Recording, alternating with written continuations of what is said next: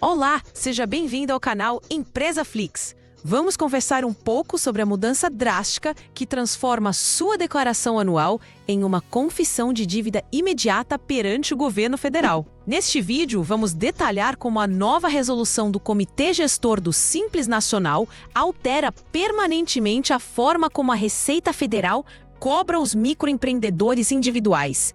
E por que a sua declaração anual agora funciona como um mandado de cobrança que pode atingir seus bens pessoais em tempo recorde. Uma informação crucial que você precisa saber agora é que o prazo de 5 anos que o governo levava para cobrar dívidas do MEI praticamente deixou de existir, pois ao declarar o seu faturamento, você está assinando digitalmente um documento que permite ao governo pular todas as etapas de defesa e enviar seu nome direto para a lista de devedores da União. Gostaríamos muito de saber a sua opinião sobre essa mudança e se você já teve algum problema com cobranças inesperadas na Receita Federal. Então, sinta-se à vontade para comentar suas dúvidas ou contar a sua história logo abaixo, pois sempre que podemos, respondemos a todos os comentários para ajudar nossa comunidade de empreendedores a se proteger. A grande novidade que está tirando o sono de quem conhece a legislação tributária é a publicação da Resolução número 183 de 2025, emitida pelo CGSN, que é o Comitê Gestor do Simples Nacional. Essa norma estabelece que a declaração anual do microempreendedor individual, conhecida como DAS-NC-MEI, agora possui caráter declaratório e constitui confissão de dívida automática. Na prática, isso significa que no momento em que você clica no botão para enviar a sua declaração, informando quanto ganhou no ano anterior, o governo já considera que qualquer centavo não pago das guias mensais é uma dívida líquida e certa. Antigamente, a Receita Federal precisava seguir um rito burocrático longo chamado de lançamento de ofício, onde ela notificava o contribuinte e abria prazos para contestação antes de formalizar a dívida. Mas com essa nova regra, o governo eliminou essa fase de espera e criou um atalho para a execução fiscal. Imagine que você é um profissional autônomo que trabalha com prestação de serviços ou vendas de mercadorias e por algum motivo não conseguiu pagar algumas guias do DAS ao longo do ano de 2025. Até pouco tempo atrás, você entregava sua declaração anual em maio e o governo ficava com aquela informação guardada em um banco de dados enquanto processava milhões de outras empresas e muitas vezes demorava anos para converter aquele atraso em uma cobrança judicial. Agora o cenário mudou completamente de figura, porque o parágrafo 7º do artigo 109 desta nova resolução diz textualmente que a declaração é instrumento hábil e suficiente para a exigência dos tributos não recolhidos. Isso é um termo jurídico pesado que significa que o governo não precisa mais de um juiz para dizer que você deve, pois você mesmo já confessou a dívida ao enviar o formulário e isso dá ao fisco o poder de agir com uma rapidez agressiva.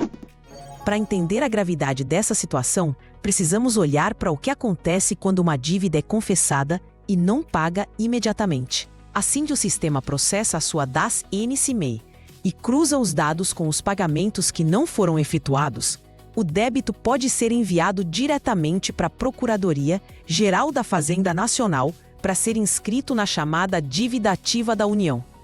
Quando o seu CNPJ entra na dívida ativa, você sofre um golpe financeiro imediato com a adição de um encargo legal de 10% sobre o valor total do débito. Se você devia R$1.000 para o governo no dia seguinte à inscrição na dívida ativa, você passa a dever R$1.100, sem contar os juros de mora e a correção pela taxa Selic, que continuam correndo todos os meses. É indignante perceber como o governo cria mecanismos para acelerar a arrecadação, enquanto o pequeno empreendedor luta diariamente para manter as portas abertas em um ambiente de negócios cada vez mais complexo. A inscrição na dívida ativa não é apenas um número em uma planilha do governo, mas sim o início de uma série de restrições que podem asfixiar o seu negócio. Uma vez que o débito está lá, ele é comunicado para órgãos de proteção ao crédito, como o SPC e a Serasa, o que derruba o seu score de crédito e impede que você consiga empréstimos bancários ou financiamentos para expandir sua empresa. Além disso, o seu nome vai parar no CADIM, que é o Cadastro Informativo de Créditos Não Quitados do Setor Público Federal, o que bloqueia qualquer tipo de negociação com órgãos governamentais e impede a participação em licitações.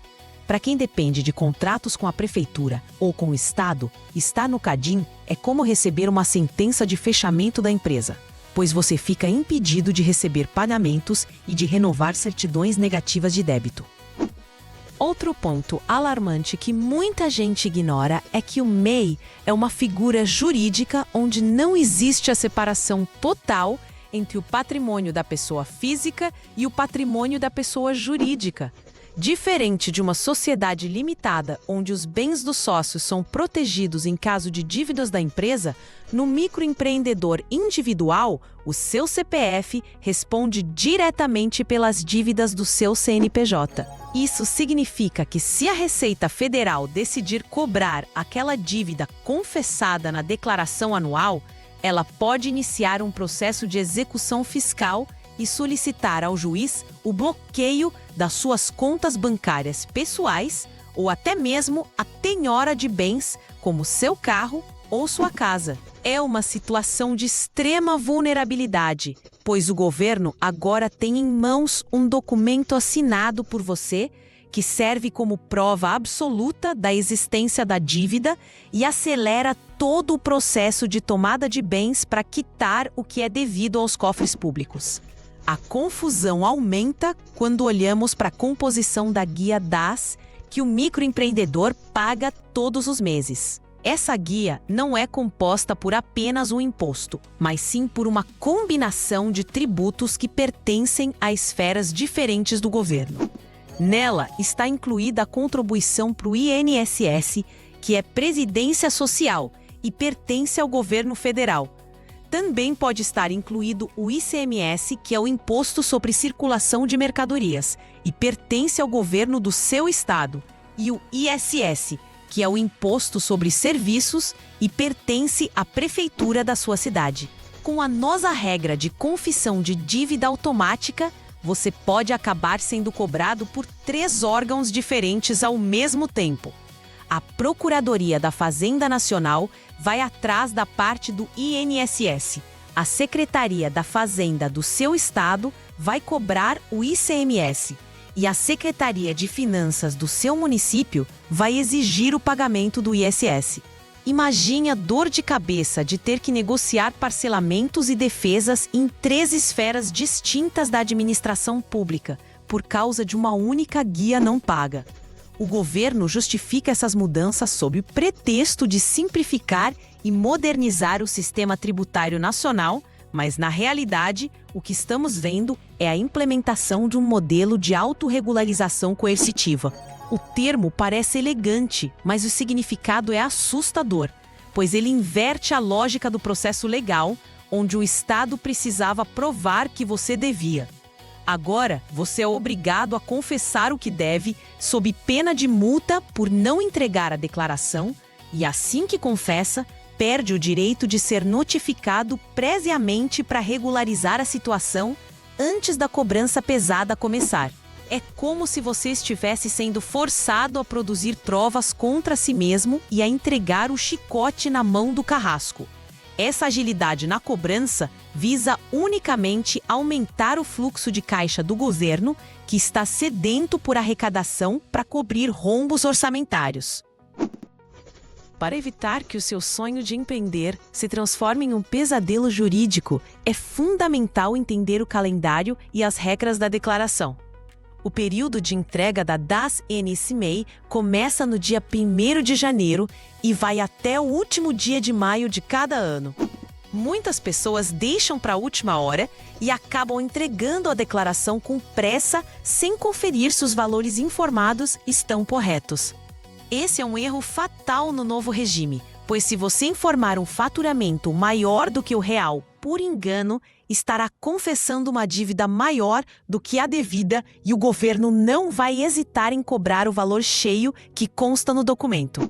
A correção de uma declaração enviada com erro é possível através de uma declaração retificadora. Mas o processo de estornar uma cobrança que já foi enviada para a dívida ativa é extremamente lento e burocrático. Se você se encontra em uma situação onde possui dívidas acumuladas dos anos de 2024 ou 2025, existem caminhos para tentar resolver o problema antes que a situação escale para uma execução fiscal.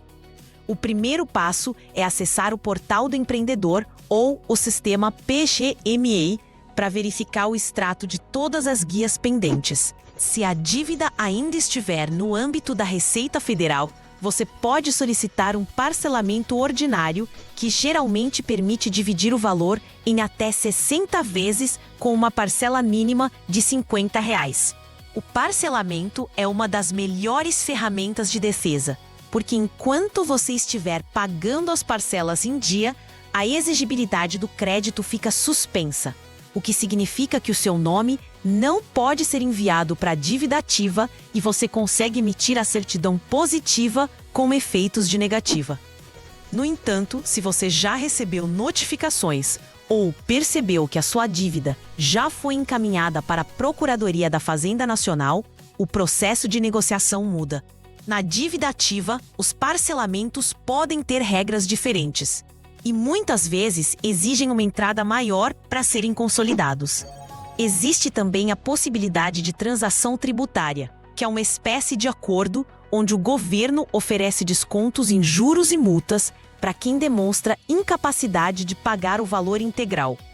Mas esses editais de transação são temporários e possuem regras específicas que precisam ser analisadas com cuidado. É recomendável que o empreendedor procure ajuda profissional de um contador especializado em microempresas para garantir que o acordo feito seja vantajoso e não comprometa ainda mais o fluxo de caixa do negócio. Muitos empreendedores questionam se não seria melhor simplesmente fechar o CNPJ para se livrar das dívidas. Mas isso é um mito perigoso. Quando você baixa um MEI com dívidas pendentes, esses débitos não desaparecem.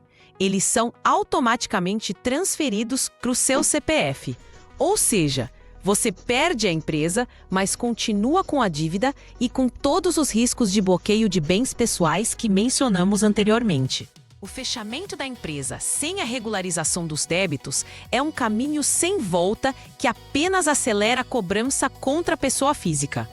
O ideal é sempre tentar regularizar a situação enquanto a empresa ainda está ativa, ou pelo menos realizar o parcelamento antes de formalizar a baixa do CNPJ, para garantir que os termos da negociação sejam mantidos. É importante destacar que a Resolução 183 também traz mudanças para as empresas do Simples Nacional, que não são apenas MEI, mas microempresas e empresas de pequeno porte. Para esses negócios, o perigo de exclusão do regime tributário é ainda mais imediato. Se uma empresa do Simples Nacional acumula dívidas e não as regulariza, ela pode ser excluída de ofício do regime simplificado e passar a ser tributada pelo lucro presumido a partir do ano seguinte. No lucro presumido, a carga tributária é drasticamente maior e a complexidade contábil exige o pagamento de honorários profissionais bem mais elevados, além de impostos calculados sobre uma margem de lucro estimada pelo governo, que muitas vezes é superior ao que a empresa realmente ganha. Ser excluído do Simples Nacional por causa de uma dívida confessada é o começo do fim para muitos negócios familiares. O cenário que se desenha para 2026 exige que o microempreendedor deixe de ser apenas um executor de tarefas e passe a ser um gestor atento à legislação. A época em que ser MEI era apenas pagar o boleto e esquecer o resto acabou.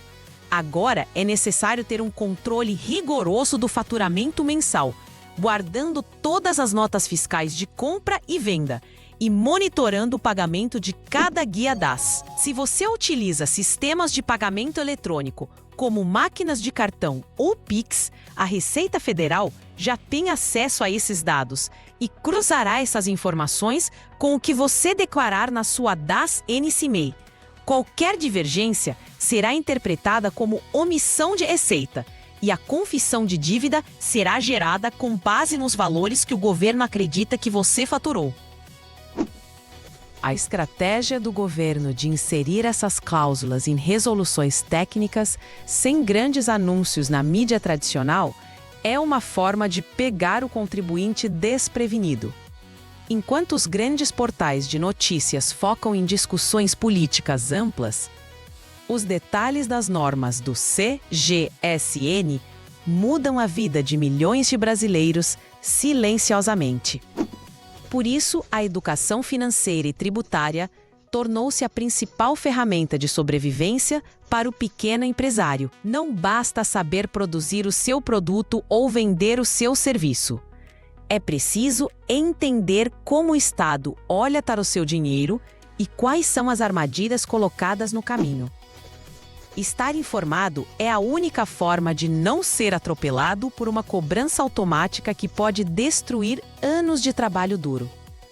Para sinalizar este guia de proteção para o microempreendedor, lembre-se que a prevenção é sempre mais barata do que a remediação jurídica. Mantenha seus dados atualizados e não ignore as mensagens que chegam no seu domicílio tributário eletrônico, que é a caixa de mensagens oficial dentro do portal do Simples Nacional.